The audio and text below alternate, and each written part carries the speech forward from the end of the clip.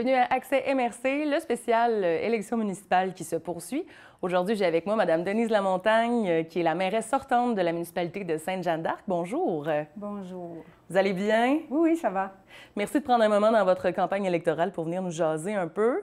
Alors, tout d'abord, pour les gens peut-être qui ne vous connaissent pas, décrivez-vous un peu qui vous êtes, c'est quoi votre parcours? Je suis une bébé boomer. Oui, effectivement, je suis arrivée après la guerre, donc il y avait beaucoup de travail. Et puis, moi, je suis née ici à Dolbeau. J'ai été ici jusqu'à mes 18 ans. Je suis partie pour la ville. J'avais à peine 10 ans, puis je voulais absolument apprendre l'anglais. Donc, à 18 ans, je suis partie. Je suis allée m'installer à Toronto avec une amie. Puis, je suis revenue à Montréal par la suite, l'année de l'Expo. OK. Donc, j'ai passé le restant de l'année 67 à l'Expo. Donc, j'ai visité tout ce qu'il y avait à voir là. J'ai vécu des belles aventures. Et puis, ensuite, j'ai fini mon exode du Lac-Saint-Jean au Mont-Tremblant. OK. Je suis allée travailler quelques mois au Mont-Tremblant après avoir fait un cours en hôtellerie. Et puis je suis revenue au Lac-Saint-Jean. Je me suis mariée avec le gars que j'avais abandonné à mon départ. Et puis, finalement, on a fait une petite famille. Je me suis installée à Sainte-Jeanne-d'Arc, là où mon mari avait repris le commerce de son père. OK. Donc, on a été 39 ans en affaires à Sainte-Jeanne-d'Arc. Ce qui m'a permis d'élever les enfants, bien sûr, et puis de parfaire mes connaissances en affaires, bien entendu. C'était dans quel secteur d'activité? C'était un magasin général. Donc, on avait tout ce qu'il fallait, absolument. On a fait ça jusqu'en 2011. Et puis, mais de toute façon, en revenant ici au lac, peu de temps après qu'on s'est mis en affaires, en réalité, je suis tombée en amour avec le municipal. Fait que le bureau municipal était à côté de chez nous. Donc, j'allais aux réunions, je me suis intéressée beaucoup à ça. J'ai rejoint un groupe de femmes et d'hommes qui faisaient déjà des activités, carnaval, etc., etc. Puis je leur ai suggéré de faire des fêtes l'été. Donc, on a parti les fêtes d'été en 84-85.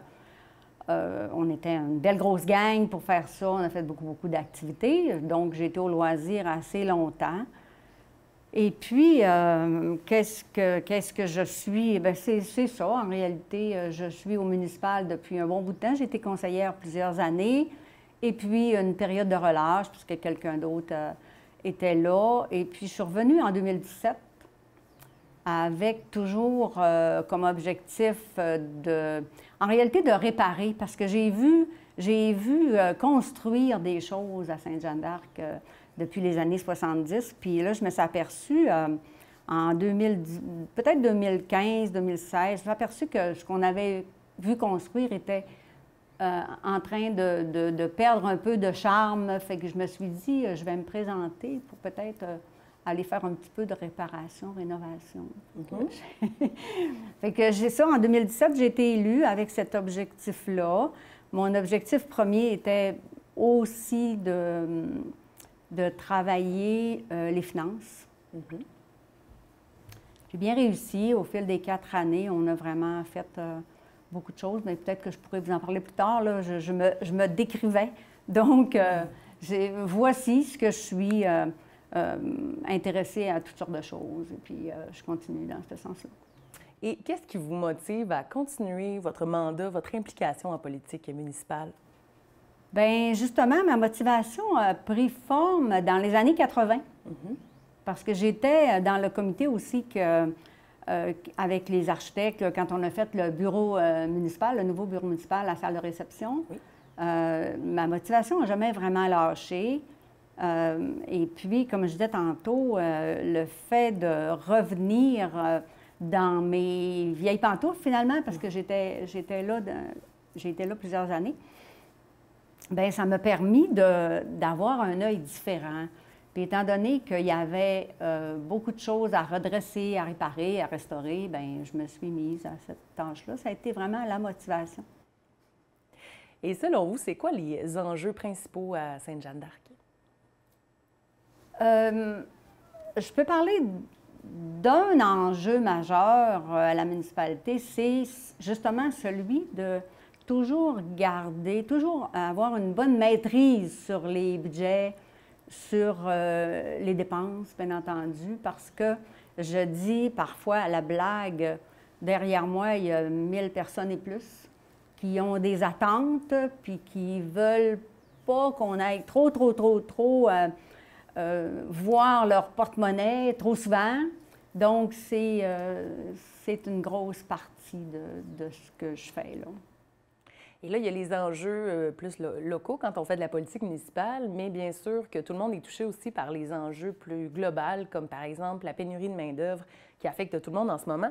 C'est quoi, selon vous, le rôle d'un conseil municipal dans un enjeu comme celui-là? Oui, c'est sûr. Pénurie de main-d'œuvre, oui, je suis au courant de ça. On en parle beaucoup à la MRC. Il y a des organismes déjà en place qui s'occupent bien de ça, de faire venir des gens, des étrangers, tout ça. Nous, à la municipalité, dans les 4 dernières années, on a trouvé le personnel qu'il fallait. Des fois, c'est un petit peu plus compliqué, c'est plus long, mais on finit par trouver quand même des bons candidats, même à proximité. Pour ce qui est de la pénurie de main-d'œuvre, ça fait longtemps que ça dure. Il y a peut-être eu un relâchement durant la pandémie. Même on l'a vécu cette année. Les applications pour les emplois d'été ont été nulles cette année, mais dans les années passées, ça allait bien. Mais globalement, quand on parle de pénurie de main-d'œuvre, je pense que les organismes sont bien placés pour s'en occuper. Au conseil municipal à Sainte-Jeanne d'Arc, c'est pas vraiment un enjeu. Okay. Si on regarde les 4 dernières années, c'est quoi, selon vous, les bons et peut-être les choses qui auraient pu être faites autrement? Donc, les bons coups et peut-être les moins bons coups là, du conseil de ville actuel. Les bons coups, c'est beaucoup de restauration, de remise en état des infrastructures, parce que, tu sais, étant donné que, comme je disais tantôt, j'ai vu pousser les installations, tout ça, mais tout ça a vieilli aussi. Le réseau d'aqueduc et d'égouts est très vieillissant. D'ailleurs, je pense que tous les maires de la MRC pourraient vous dire la même chose, hein? Les tuyaux sont fatigués. Donc, ça a été un bon coup de faire une bonne rénovation. Il en reste encore. On a réparé beaucoup les chemins. Comme je le disais dernièrement, on a quand même au-delà de 100 ponceaux. On a beaucoup de routes rurales. Et puis, on a travaillé là-dessus abondamment avec, bien sûr, beaucoup de soutien financier de différents programmes provinciaux, parce qu'autrement, c'est impossible de faire ça avec notre petit budget. Qui est quand même de 1 700 000 mais c'est ça. On a une grande cour, donc quand je dis un grand territoire à s'occuper. Oui, parce qu'il y a le village, mais bon, il y a tout le reste, le lac Brochet, bon, tout le secteur. Oui, absolument. Si on part du bout du lac Brochet jusqu'au début du territoire de Sainte-Jeanne d'Arc, on fait long. C'est pas mal long, puis il y a quand même beaucoup de gens aussi qui demeurent sur la route 169. Lac Brochet, tous les rangs, on a des rangs qui sont très longs. Donc, il y a quand même pas mal de monde là aussi. Puis tout ça, entretenir toute cette grande cour-là, ça prend beaucoup d'attention, de un. Et puis, moi, je me souviens au début, je mettais l'accent sur la sécurité, pour que tout le monde puisse circuler librement en sécurité. Ça a été pas mal, je ne sais pas si ça répond à votre question, mais ce qu'on a fait dans les 4 dernières années, c'est beaucoup, puis j'en suis très fière, mais il y en a pratiquement autant encore à faire. C'est pas terminé. Non, c'est pas terminé. Comment est-ce que vous avez envie de mener votre campagne électorale là, d'ici le 7 novembre? Qu'est-ce que vous allez faire pour aller à la rencontre des citoyens? Je suis partie tout doucement. D'ailleurs, comme en 2017, j'ai laissé le temps parce que on remarque, on le sait, que souvent, on oublie vite, hein? Fait que si j'avais mis tout ça vite, il me semble que peut-être que j'aurais été oubliée. Mais en réalité, vous m'avez offert un tremplin avec cette entrevue-là. Vraiment, je me suis dit, à partir de l'entrevue, je vais tout sortir, mes petits cartons, tout ce que j'ai préparé finalement, puis parler avec les gens. Écrire aussi, parce qu'on se sert beaucoup de pages Facebook maintenant. Oui. Donc, et puis, j'ai déjà commencé à faire un petit peu de terrain, comme on dit. Je vais voir les gens, je parle avec eux. C'est un peu différent en temps de pandémie. Autrement dit, je signale aux gens que je vais venir chez eux, ou du moins, s'ils sont dehors, bien, c'est le fun de jaser avec eux. C'est ce que je fais, là. Puis, quand il pleut pas, là, ouais. je me promène sur le territoire, oui, puis aller parler avec les gens, voir un peu qu'est-ce qu'ils pensent. C'est ça. Puis, à part de ça, la campagne électorale, vous savez, à part que d'aller voir les gens, mettre un peu des informations sur Internet, bien, moi, j'invite finalement les gens à venir voir ma page Internet, là, qui est encore très, très embryonnaire, mais ça va se meubler. Ou même, vous savez, Facebook, phénomène qu'on connaît, demander un contact et puis je vais les accepter. On pourra jaser le soir après souper sur Internet. Ça peut se faire aussi. C'est un peu ce qui va se passer durant la campagne électorale. On a encore un bon bout jusqu'au 7 novembre. C'est à peu près ça. Je pense que j'ai pas mal décrit ce qui va se passer. Parfait. Et en terminant, ma dernière question, et si vous avez envie, peut-être vous pouvez vous adresser aux gens à la maison. Donc, pourquoi les gens devraient voter pour vous? Voter pour moi, voter pour moi, c'est voter pour eux, pour vous, tout le monde. Parce que moi, j'ai la population dans mon cœur, dans ma tête. Puis nous, au conseil municipal, bien finalement, on utilise l'argent que vous mettez là. Hein. Moi, je parle beaucoup de finances parce que c'est le nerf de la guerre. Donc, oui, si vous votez pour moi, vous votez pour vous votez pour l'expérience, la connaissance. Je connais pas mal le territoire pour l'avoir marché beaucoup. Et puis aussi, bien, nous aurons une nouvelle équipe parce qu'il y a beaucoup de mouvements au conseil municipal. Donc, plus de la moitié des membres du conseil seront de nouvelles personnes. Donc, je me ferai un plaisir de partir la nouvelle aventure avec eux. Bien, parfait. Je vous souhaite une bonne campagne. Si les gens veulent plus d'informations, ils peuvent vous suivre sur votre page Facebook. Oui, parfait. Bien, bonne continuité, bonne campagne et merci d'avoir été là. Merci beaucoup. Merci. Donc, c'était Denise Lamontagne, candidate à la mairie de Sainte-Jeanne-d'Arc.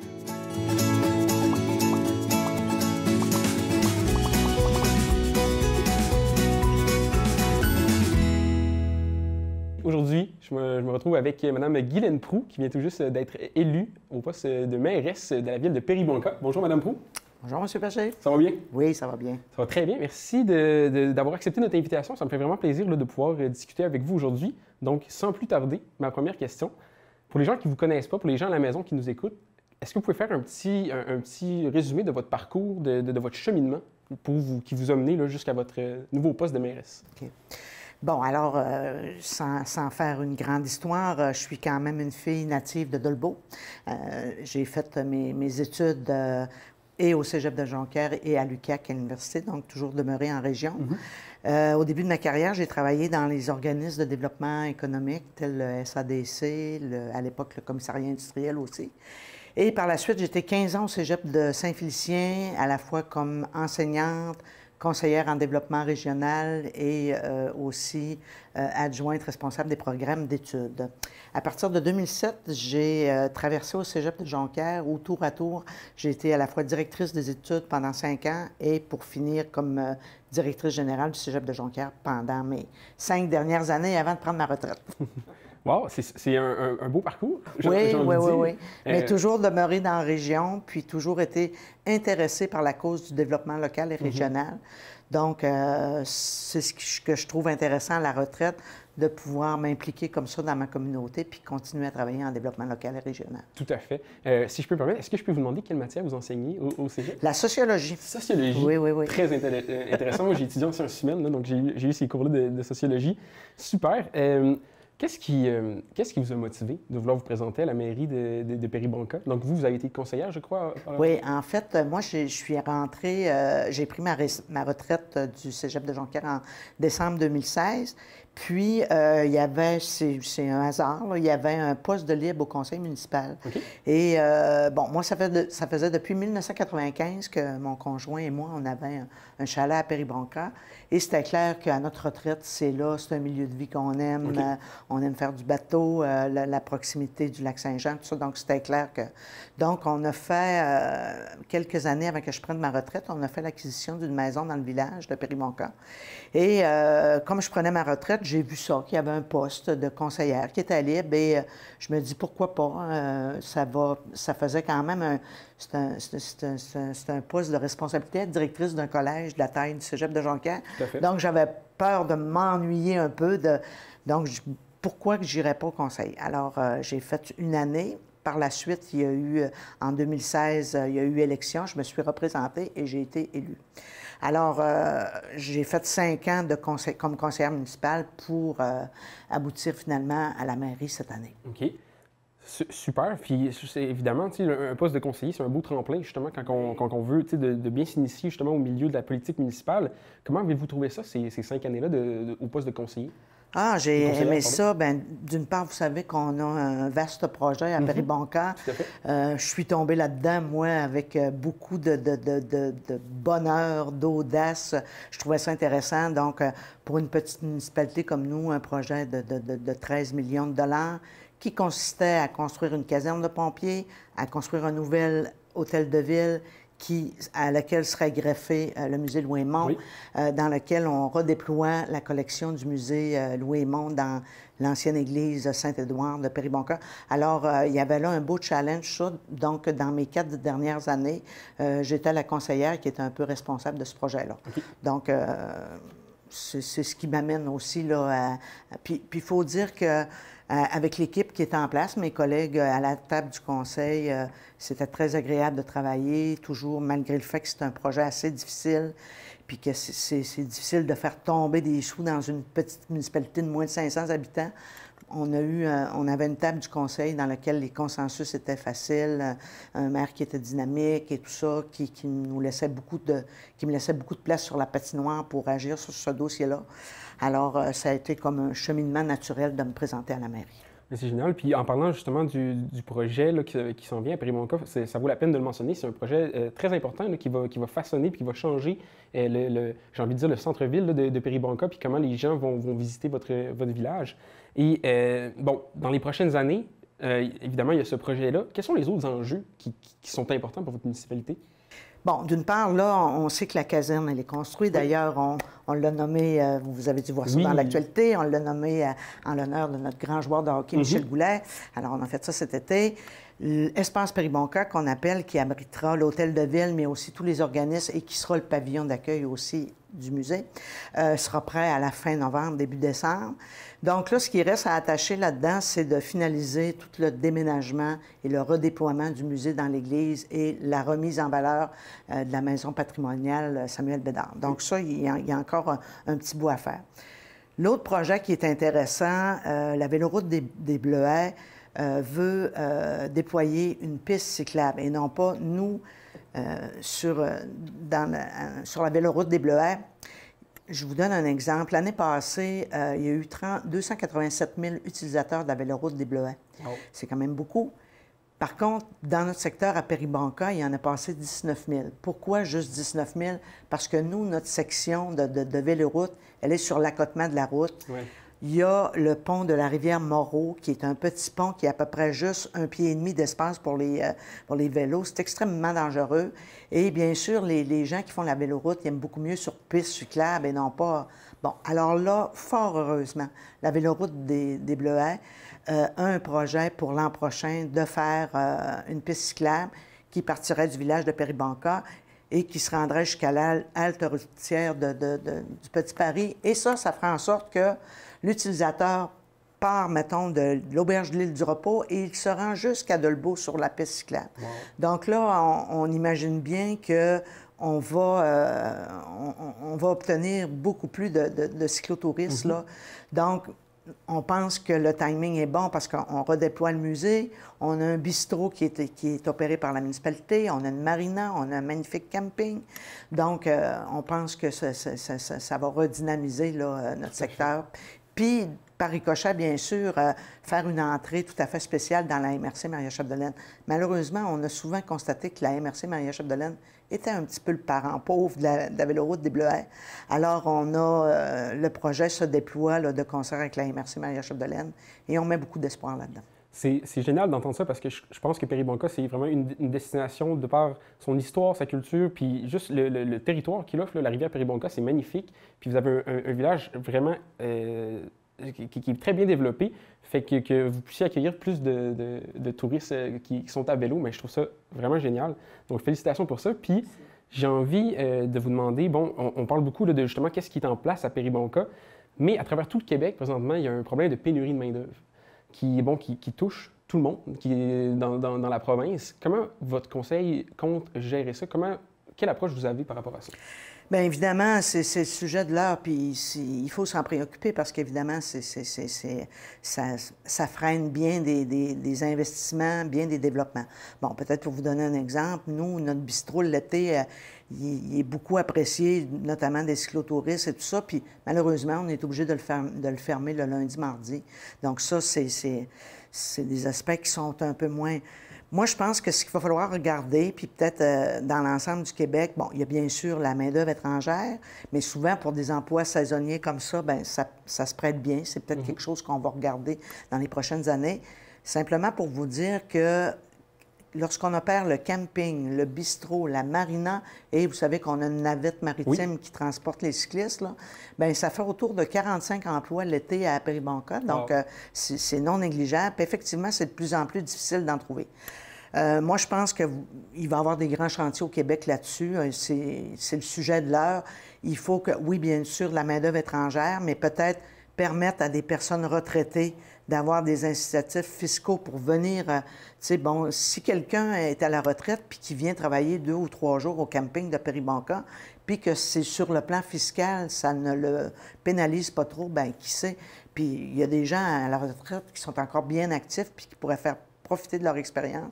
Alors, écoutez, ça fait partie des enjeux, mais aussi, plus notre milieu est attractif, bien, plus les gens choisissent notre municipalité pour venir travailler. Exact. Donc, c'est ça qu'on regarde, essayer d'offrir des salaires concurrentiels, une qualité de vie, offrir des congés, en tout cas. Il y a plusieurs choses sur le... Mais évidemment, c'est l'enjeu de l'heure, comme la plupart de toutes les entreprises touristiques au Québec, évidemment. Exactement. C'est ça, c'est un enjeu qui touche beaucoup de gens. Puis bon, c'est ça, le rôle des municipalités, c'est d'essayer d'être le plus attractif, le plus dynamique possible, justement, pour pouvoir accueillir ces travailleurs-là. Au cours des 4 dernières années, bon, vous avez été conseillère au sein du conseil. Vous avez vu un peu l'évolution de Péribonka, comment ça s'est déroulé. Vous diriez, quels sont les bons coups et peut-être les moins bons coups de la municipalité au cours des 4 dernières années? Est-ce qu'il y a quelque chose que vous êtes particulièrement fier dans ce que vous avez accompli?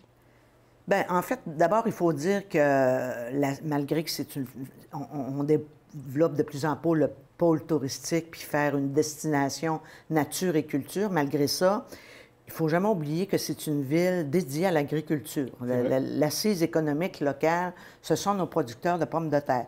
Donc ça, il faut s'en préoccuper de nos producteurs. C'est eux qui supportent en grande majorité l'économie locale. Donc, il faut s'assurer qu'ils puissent avoir de la terre pour cultiver. Il faut s'assurer qu'ils puissent avoir des infrastructures pour aller à leurs champs et tout ça. Donc ça, c'est super important. Dans les éléments négatifs, je dirais... J'en vois pas beaucoup. On a un secteur de villégiature. Avant ça, c'était un secteur que les gens avaient un chalet l'été, puis l'hiver, ils ne venaient pas. Mais là, les gens prennent leur retraite, se construisent. D'ailleurs, on va ouvrir une nouvelle rue l'année prochaine à Péribonka. Il y a de la demande. Okay. On pense aussi que la pandémie a fait prendre conscience aux gens que rester en campagne, dans un milieu rural, c'était plus intéressant que rester dans la grande ville. Vous seriez étonnés. On a d'anciens, des gens natifs de Péribonka qui habitaient Montréal, qui avaient fait leur carrière, reviennent, veulent un terrain, recherchent des maisons. Alors ça, on va se mettre là-dessus là, pour essayer de trouver, faire du développement pour que les gens puissent se construire. Donc, puis c'est sûr qu'il faut toujours supporter notre agriculture, puis le reste, bien, je pense qu'il y a, sur le potentiel touristique, il y en a encore. Bon, par exemple, il n'y a pas de baignade à Péribonka. C'est quelque chose qu'on veut regarder. On a, les cyclistes disent, bien, c'est bien le fun, on voit le lac, mais y aurait-il une place qu'on pourrait aller se baigner? Fait qu'on va regarder ça. Notre navette maritime, au début, quand on a démarré ce projet-là, elle transportait 2000 cyclistes. Cette année, là, on atteignait le 6000 cyclistes. Puis la saison a été écourtée là, en raison du bas niveau du lac. Ça, je vous dirais aussi qu'il va falloir avoir des discussions avec Rio Tinto, Alcan. Est-ce qu'il ne faudrait pas avoir une saison de notice aussi désastreuse qu'on a eue cet été? Comment on peut regarder ça avec Rio Tinto, qui, bien sûr, a la gestion du lac?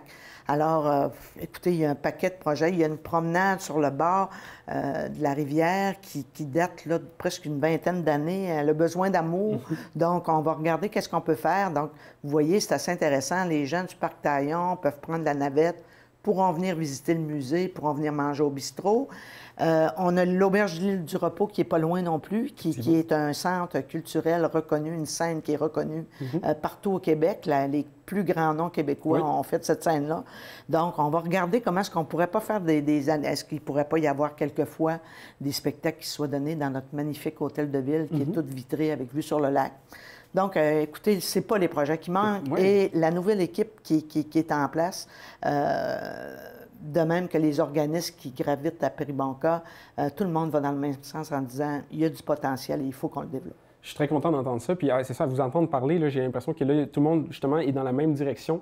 Puis il y a beaucoup de possibilités pour Péribonka. Donc, Madame Proulx, merci d'avoir accepté notre invitation, mais merci d'avoir répondu à nos questions. On vous souhaite le meilleur des mandats pour les 4 prochaines années. C'est gentil. Puis on va suivre le déroulement des projets là, qui s'en viennent à Péribonka. Oui, puis écoutez, je vous ferai signe lorsqu'il y aura des nouvelles réalisations, puis on vous invitera bien sûr pour l'ouverture officielle de notre espace Péribonka. Ça va nous faire plaisir.